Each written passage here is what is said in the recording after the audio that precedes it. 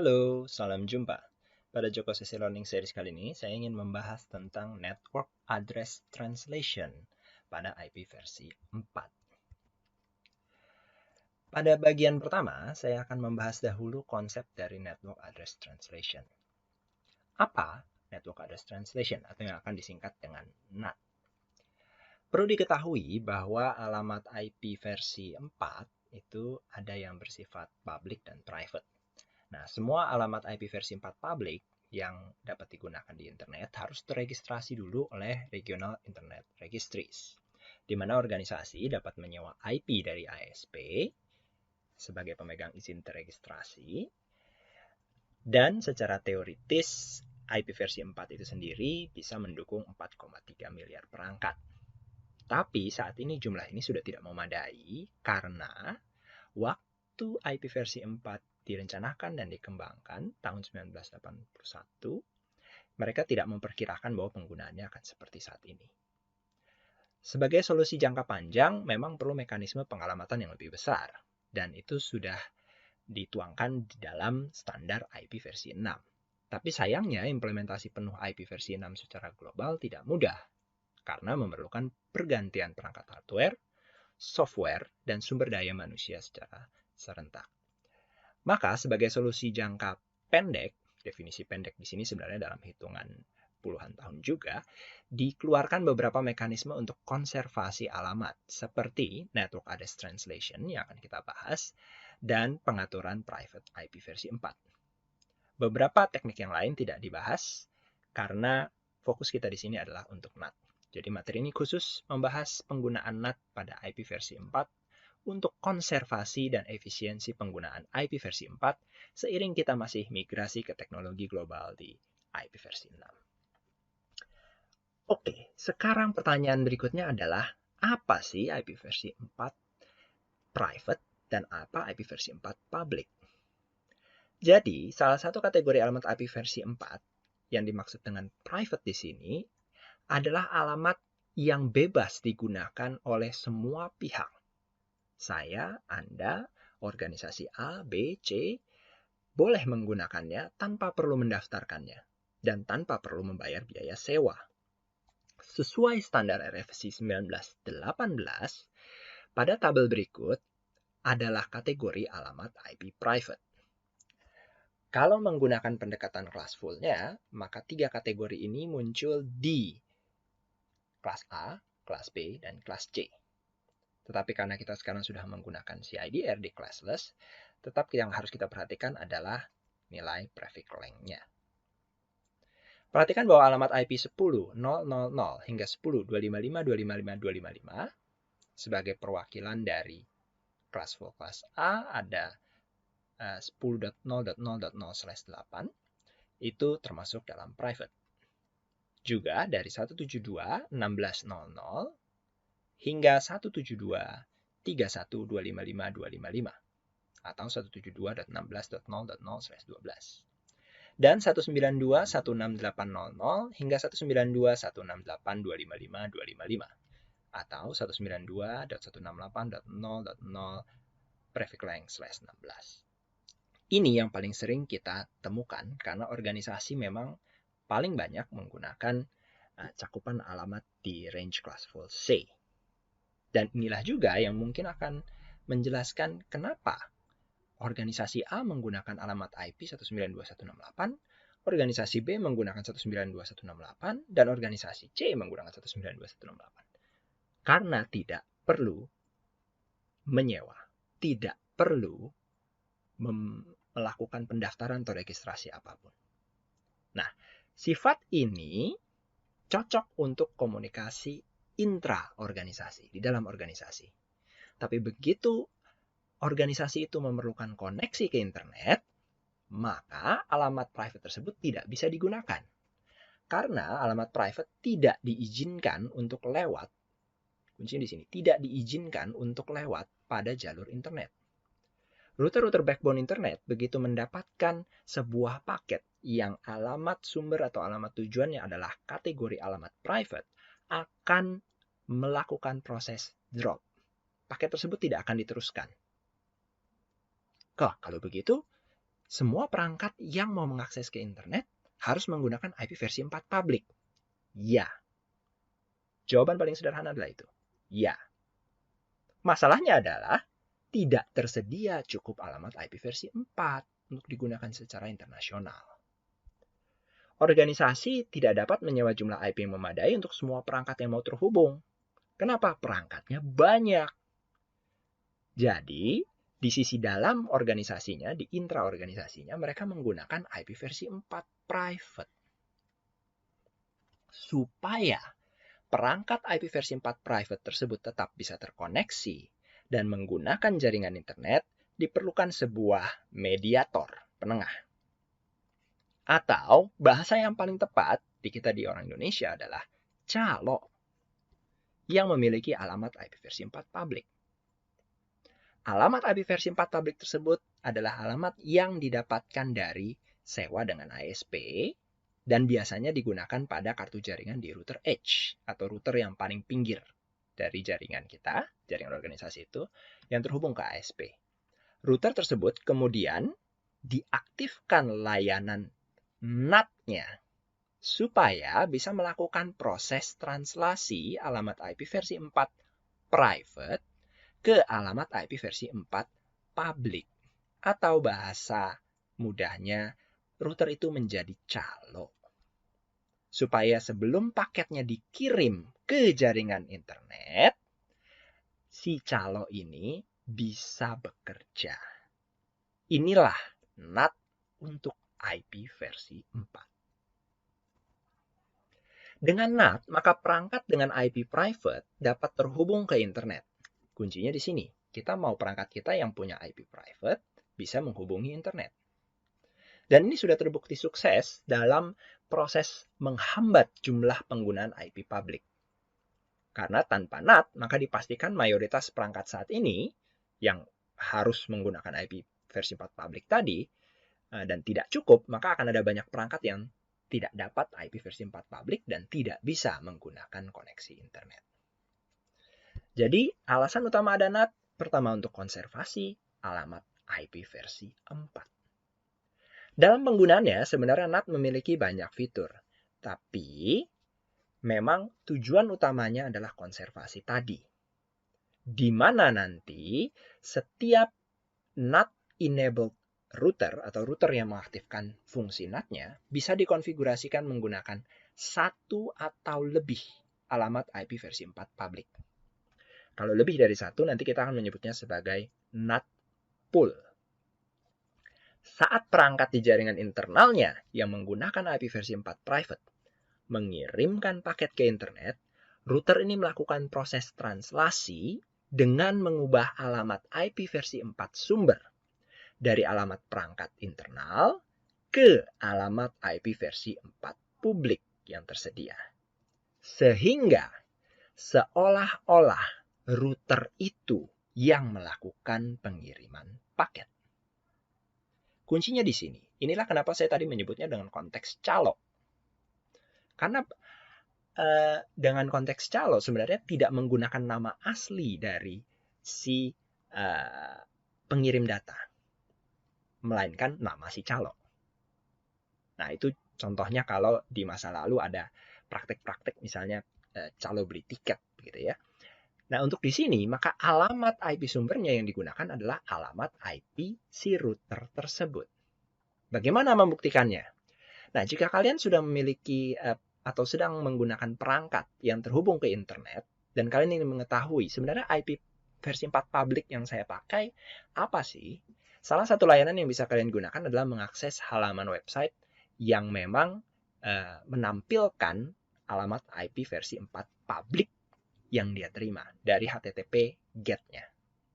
Seperti terlihat di layar, saya mencontohkan misalnya saya membuka salah satu halaman website di sini yang menunjukkan bahwa alamat IP versi 4 public saya, mohon maaf di sini saya tutup sebagian, berbeda dengan alamat IP versi 4 yang saya dapatkan dari router di jaringan internal saya. Terlihat di jaringan internal saya adalah masuk kategori IP private di 192.168 sekian-sekian. Sedangkan IP versi 4 publik saya, oktet keduanya terlihat 161. Ini sudah jelas-jelas berbeda. Jadi yang dilihat oleh website tersebut adalah alamat IP versi 4 publiknya. Website tersebut tidak mengetahui bahwa yang memintanya sebenarnya adalah alamat IP ini.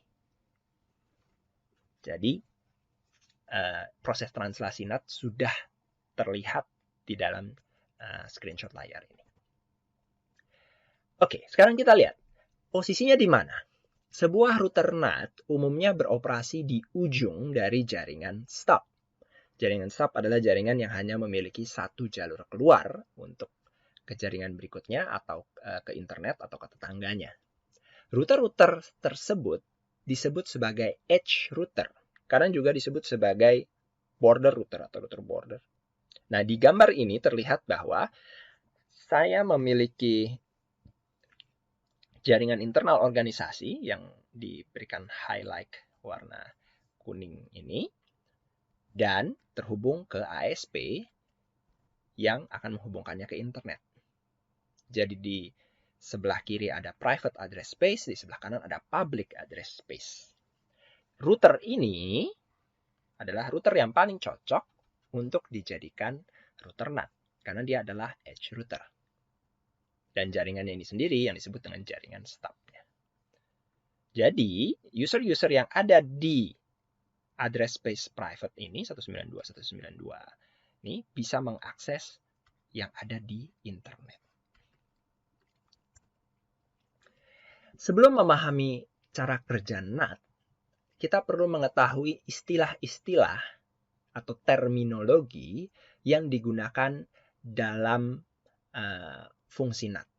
Ada 8 terminologi utama di sini: inside network, outside network, local address, global address, inside local address, outside local address, inside global address, dan outside global address. Kita awali dengan inside network. Yang dimaksud dengan inside network adalah semua perangkat jaringan yang ada di sisi dalam. Kalau ini kita lihat topologi di sini, ya. Di sini ada topologi root sisi dalam dan sisi luar. Ini adalah NAT enabled routernya di router 2. Maka yang dimaksud sisi dalam adalah sisi jaringan intraorganisasinya. Sedangkan yang dimaksud dengan outside network mengacu pada semua perangkat jaringan yang ada di sisi luarnya. Biasanya yang di sisi luar ini yang kita anggap nanti memiliki IP public, sedangkan yang di sisi dalam adalah yang memiliki IP private. Terminologi berikutnya adalah local address dan global address. Local address adalah alamat yang muncul pada sisi inside. Alamat yang muncul pada sisi inside bisa berupa source address, kita singkat sebagai SA, atau destination address, kita singkat sebagai DA. Karena setiap paket yang dikirimkan pasti memiliki alamat SA dan DA, maka bisa saja sebuah local address muncul sebagai IP private atau IP public. Jadi meskipun kata-katanya di sini lokal, jangan disamakan bahwa ini harus private IP. Ini hanya menunjukkan bahwa IP itu muncul saat lagi di dalam inside network. Sedangkan global address adalah alamat yang muncul pada saat paket tersebut berada di outside network. Sekali lagi, karena setiap paket punya SA dan DA, ya, SA dan DA, maka akan ada 2 IP di sini. Umumnya adalah IP public, karena ini sudah dikirim ke publik. Tapi bisa saja ini terkirim dengan IP private. Tetap masih masuk kategori global address. Meskipun kenyataannya saat ini dikirim sebagai IP private, pada router terdekat di ASP itu akan di-drop. Tidak akan diterima, karena alamat IP private tidak boleh lewat ke internet. Next. Terminologi berikutnya adalah inside local address.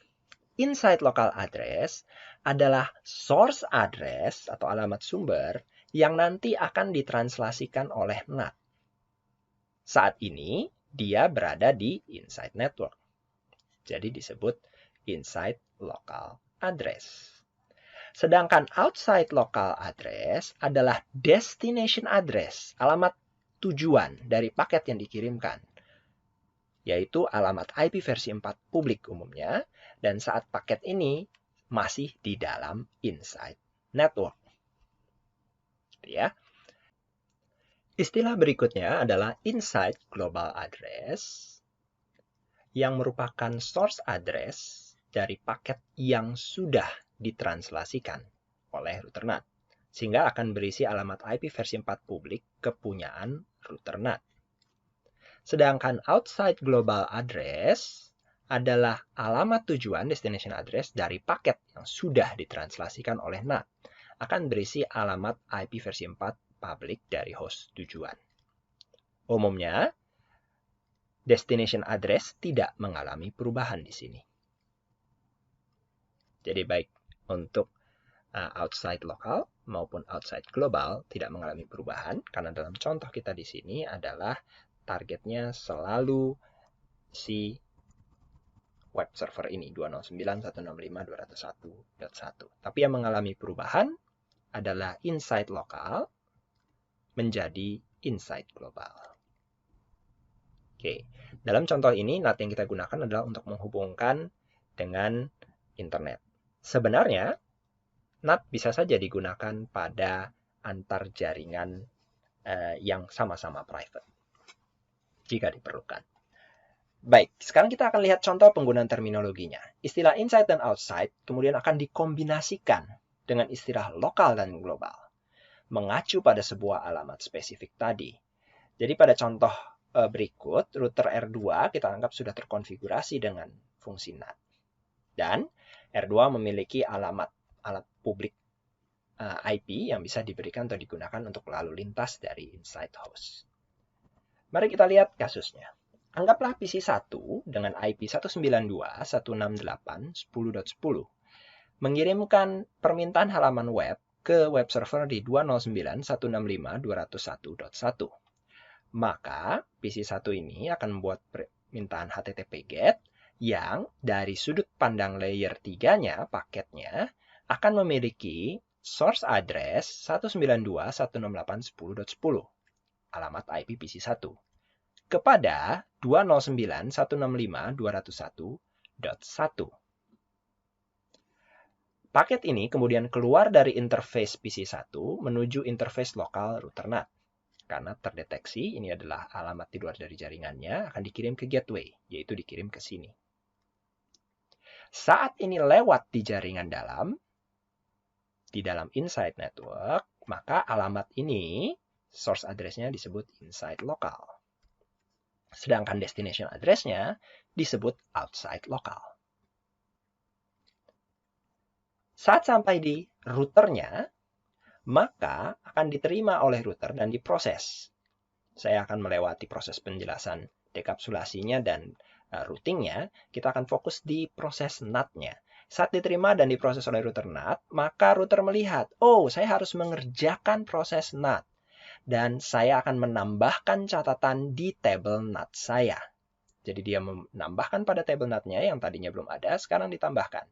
Yaitu yang ditambahkan adalah saya punya inside local 192.168.10.10 kepada 209.165.201.1. Akan saya translasikan menjadi inside global address dan outside global address. Source address-nya tidak akan mengalami perubahan. Destination address-nya tidak akan mengalami perubahan, tetapi source address tadi akan mengalami perubahan. Yaitu yang tadinya 192.168.10.10 yang ini akan menjadi 209.165.200.226. Dalam hal ini adalah IP yang ada di NAT pool-nya si router 2, yaitu yang ini. Jadi inside local address ditranslasikan menjadi inside global address, tapi destination address-nya tidak mengalami perubahan. Ini yang terjadi saat paketnya dikirim. Lalu dikirimlah keluar oleh router 2 ke jaringan berikutnya, dalam hal ini jaringan internetnya. Maka saat keluar, inilah yang disebut sebagai inside global. source address tadi yang sudah mengalami perubahan disebut inside global, dan destination address tadi yang tidak mengalami perubahan disebut outside global.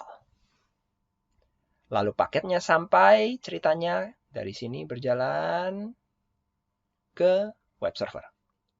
Saat tiba di web server menerima permintaan tersebut dan web server mencatat bahwa saya menerima dari IP 209.165.200.226. Web server tidak mengetahui keberadaan PC1. Yang dia ketahui adalah yang meminta halaman HTTP GET kepada saya adalah IP ini. Yang notabene sebenarnya adalah IP dari router 2. IP NAT pool-nya router 2. Sekarang dia membuat balasan. Maka si web server bikin balasan, kembali ke sini. Ya. Dan saat keluar dari interface-nya si web server tadi, dari sudut pandang kerja NAT, maka ini disebut outside global. Dari 209.165.201.1 kepada inside global 209.165.200.226. Setelah melalui proses routing di internet, nyampailah ke kartu jaringan router 2, dan oleh router 2 di sini dia kemudian akan mengecek. Saat diterima dan diproses oleh router NAT, dia akan melihat, oh ini balasan yang tadi saya kirim. Taunya dari mana? Ya dari catatan NAT ini. Dia akan lihat, oh ada balasan dari 209.165.201.1 dari sini. Ternyata yang balasannya dari sini itu saya punya catatannya. Tadi saya mentranslasikannya. Maka melihat catatan NAT tabel ini, router 2 akan mengubah destination address-nya. Source address-nya tidak akan berubah. Source address-nya akan tetap 209.165.201.1, tetapi yang tadinya ditujukan ke IP public di NAT pool-nya R2, yaitu 209.165.200.226, akan diubah menjadi 192.168.10.10. Kemudian, baru melalui proses routing dan dikirim kembali ke inside network-nya. Saat keluar dari interface lokalnya router NAT, alamat IP source address-nya akan disebut outside local, dan destination address-nya disebut inside local. Sama seperti tadi. Dan demikianlah kurang lebih cara kerja router NAT untuk IP versi 4. Dalam konteks jaringan private ke jaringan publik. Perlu diingat, NAT bisa saja dijalankan untuk jaringan private ke jaringan private jika dibutuhkan. Ini adalah ilustrasi proses NAT untuk IP versi 4. Paket dikirim, source address dari 10.10, bikin ke NAT table, ubah source address-nya, kirim keluar. Lalu balasannya kemudian, misalnya ini salah ya, destination address-nya harusnya. Destination address-nya diganti kembali menjadi alamat 10.10. Kurang lebih seperti itu.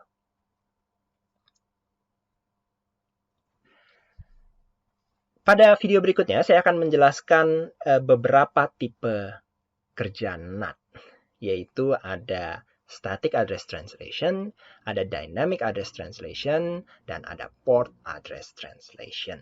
Jangan lupa subscribe untuk melihat video penjelasan tentang tipe-tipe NAT. Terima kasih sudah menyaksikan video ini. Kita jumpa lagi di penjelasan yang berikutnya. Bye-bye.